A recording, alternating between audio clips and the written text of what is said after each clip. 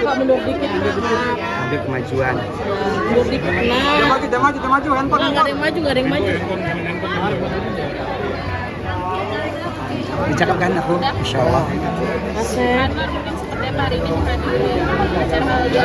Hari ini acaranya benar-benar luar biasa. Jadi jujur li, aku sama Kak Igun datang hari ini tuh karena menebus dosa. Karena waktu hari pertama kan Kak Igun kan bikin open house kan, terus diundang tuh waktu itu. Terus aku nggak bisa karena di rumah aku juga kebetulan kan ada open house juga. Terus apalagi kan rumah kan orang Betawi, sampai didiriin tenda, sampai ada lampu-lampu, sampai apa gitu.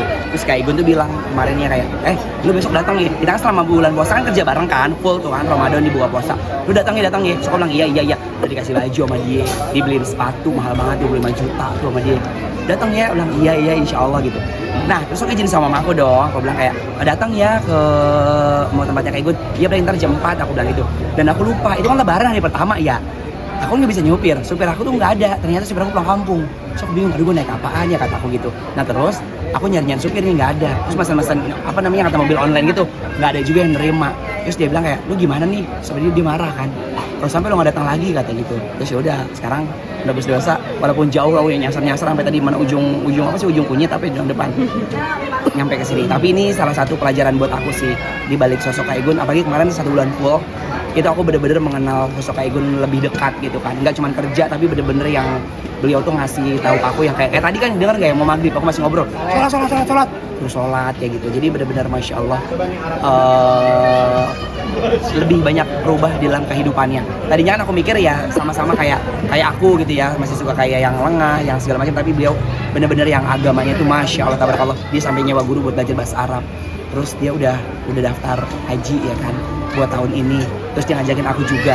Terus kan aku masih mikir ya karena aku bapak mama aku mau berangkat, jadi aku ntar dulu deh gitu. Karena kan harus pakai furoda kan harganya lebih mahal gitu. Dan sekarang acaranya bener-bener gong banget, punya rumah tahfiz Quran. Ini bisa menjadi amal jariah. Apalagi ketika anak-anak ini belajar Al-Quran terus dibaca itu insya Allah amalnya ngalir terus buat Kak Igun sampai akhir hayatnya gitu.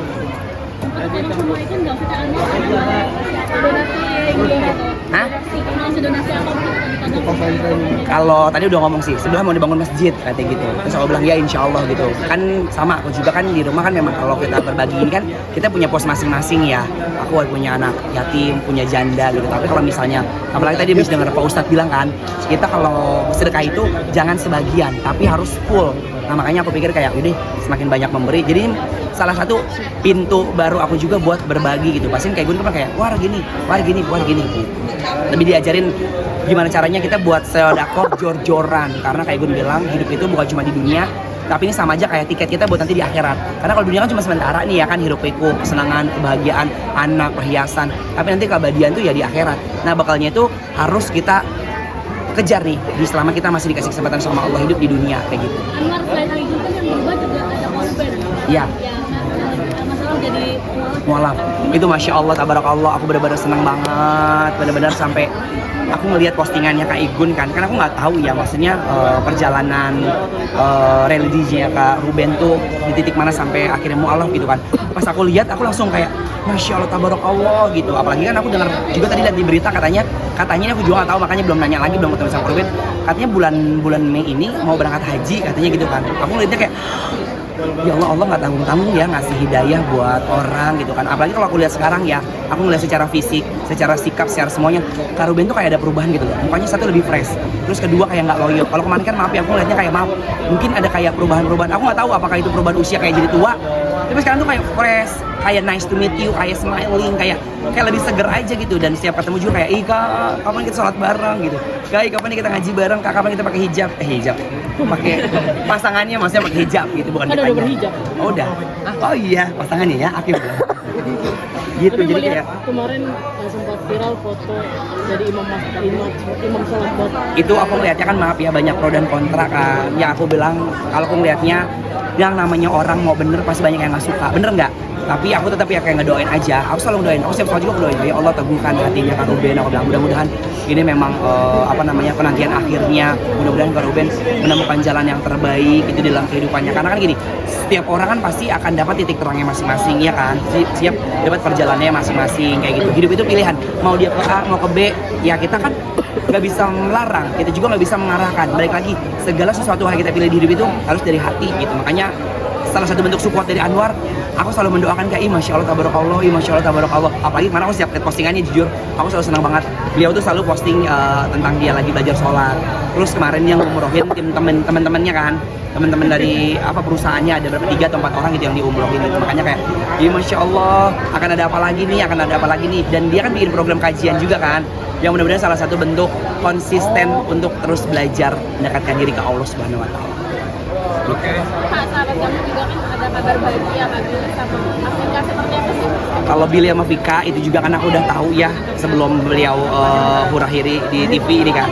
Karena kemarin tuh sempat kayak Kak Billy tuh bilang nggak mau nongolin ke infotainment atau ke media karena pengen dia doanya itu bener-bener dia tuh mau fokus sendiri. Dia bener-bener mau fokus kayak ini bener jodoh gue bukan ya, karena nggak mau takutnya Kak Billy tiba-tiba ntar diumbar diapain, takutnya jadi doa yang nggak baik, terus takutnya jadi fitnah, terus ketiga juga takutnya akhirnya banyak spekulasi orang-orang yang ngedoain nggak baik. Kalau di Islam kan ada yang kena ain ya, mata itu orang bilang suka tapi taunya hatinya nggak suka gitu. Nah sekarang mudah-mudahan setelah dikenalkan sama publik, terus ada beberapa acara juga, itu penantian terakhir mudah-mudahan sih cepat jadi.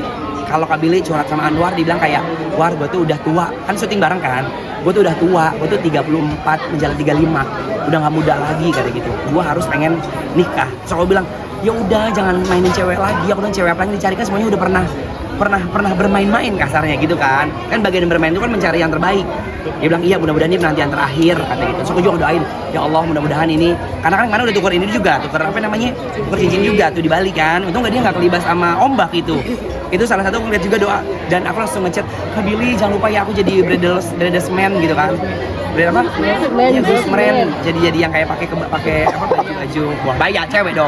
Pakai baju-baju yang kayak sahabat pengantin gitu. Ya.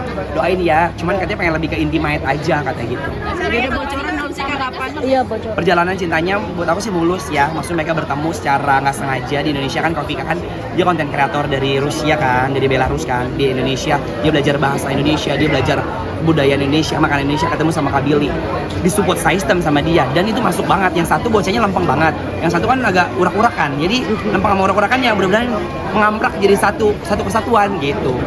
Mungkin bocor Bulannya kapan? Kalau tanggalnya aku nggak tahu karena Billy sampai saat ini nggak tahu tanggalnya, dia cuma bilang doain aja ya War kan. tahun ini nggak sih? Habis lebaran. Tahu lebaran tahun depan kali ya. Nungguin ya. Tapi udah pernah lihat interaksi secara langsung? Udah kan kalau di lokasi kan suka diajak Pikanya suka ketemu. Iya. Ini buat nudung. Pakai nanya. Apa tadi bentuk komunikasinya? Komunikasi sangat nice to meet you. Sangat apa ya? Best seller deh. Jadi kita misalnya kayak di situ makan. Dia kayak makan apa? Jadi kalau si Pika itu kan dia kan nggak bisa makan Indonesia kan. Jadi Billy langsung ngasih tahu, makanya salad ya Indonesia, salad gado-gado hilang karedok gitu. Terus dikasih, dia nggak suka sama nasi, nggak suka makan ikan asin. Terus Billy suka kayak, dia nggak suka ini nih, sukanya buah-buahan sama roti, udah dicariin pizza. Dan itu kan salah satu bentuk keseriusan kan, apalagi kalau misalnya lagi syuting bareng, Billy selalu bilang kayak gini, dia mau makan ini Anwar, pizza, kita makan di sana, dia nggak suka sambal, dia nggak suka ini, jadi kayak, wah ini effort nih. Kan biasa kalau misalnya mungkin nggak pakai hati kan, cuek-cuek aja cowoknya nggak bakal ngasih makan yang segitunya gitu. Gitu. Pada saat Billy ngomong kayak ini sih jodoh gue, kriteria apa yang menurut Billy ada dalam diri? Ada yang satu cantik. Terus Billy bilang katanya kalau bule itu kan orangnya apa adanya ya. Maksudnya ibarat kata nggak suka basa-basi, suka-suka enggak gitu. Terus sama orangnya itu apa adanya. Jadi bener-bener kayak apa sih bahasanya kalau apa adanya itu polos sih, bukan polos. Yang natural, be yourself ya. Be slower kan. Dia be slower face gitu. Yang katanya diri apa? Be slower ya. Be slower yes. Jadi pokoknya jadi diri sendiri kan. Nah itu dia bilang kayak gue tuh sama dia tuh kayak bener-bener nggak perlu jadi orang lain. Dia tuh bener-bener mencintai gue apa adanya. Jadi kayak oh masya Allah. Ya itulah yang dinamakan jodoh gitu kan. Karena kalau jodoh itu kan bukan mencari kesempurnaan tapi mencari kekurangan. Nah kalau udah nikah tahu kekurangannya taunya cerai kayak yang lain-lain gitu. Mohon maaf ya maksudnya contoh gitu kan. Kita harus tahu dulu, wah dikurangnya gini, dia sukanya gini, dia pas nikah udah amprok, tinggal disempurnain gitu. Ini pasangannya serasi ya? Serasi buat aku best. Apalagi kemarin pas aku lihat foto dia beberapa kali acara tuh dalam satu hari tuh kalau 4 acara kalau salah ada pagi, siang, sore. Itu baju gue udah ganti kan, si Pika kan pakai baju yang kayak berukat bolong-bolong itu kan. Terus kalau kayak masya Allah ya Allah kayak boneka, so komen aja kayak Lucinta Luna mukanya cakep gitu maksudnya, cakep banget masya Allah gitu. Tapi lu nyengir lu. Mungkin. Udah ngucapin udah, jangan Kalau aku doain aja, dibilang pengen kawin ya pasti pengen kawin, cuman kayak nikah. Bentar lah doain lah ya. Pengen kawin. Udah ada. Udah ada. Kapan nih? Ada lah orang. Orang Bekasi. Dibawa. Hah? Enggak Artis dibawa. bukan artis. Apa? Artis bukan. Bukan, dia bukan artis. Pokoknya dia orang biasa. Chef. Guru. Hah? Chef. Enggak nonton bukan sih gue. Doain aja pokoknya aku nggak mau. Aku tuh mimpi aku dan doa aku apa gini. Tiba-tiba aku nyebar undangan. Tiba-tiba nih kawin aja jeng gitu. Yes, iya gitu. Aku jadi sampai komen yang Angga Yunanda. Nih syuting apa bukan gitu kan. Karena aku pengen bener-bener kayak ya udah cinta itu kita yang ngerasain, cinta itu kita yang ngedoain gitu. Nanti kalau udah bener-bener jadi baru orang lain yang mendoakan dan melihat kebahagiaannya gitu. Aku sih udah jalan setahun. Lumayan setahun. Berarti nikahnya dalam waktu dekat nih? Hah? Sengaja private berarti. Bukan sengaja private, emang aku nggak mau yang kayak ngombrak-ngombrak gitu loh. Karena aku nggak mau jadi doa buruk, nggak mau kenain kan Pak Ustadz ngajarin. Pak Ustadz itu ngajarin kalau kita punya kebahagiaan, kita punya goal, kita punya sesuatu jangan pernah diumbar. Karena nggak semua orang mata melihat itu seneng. Siapa tahu hatinya hasad gitu kan. Jadi kayak, oh iya bener juga ya. Nah kalau kita udah misalnya nggak seneng kan, didoain jelek kan putus dia pada seneng. Gitu. Doain aja. Hah? Kalau keluarga udah mama sama mama aku. Kalau mama orang Betawi ya. Tahun ini ya? Siapa aku? Doain aja deh. Lagi ngumpulin duit lu dari Dardo juga udah beli emas pokoknya doain. Makasih ya sayang. Makasih banyak, Bang.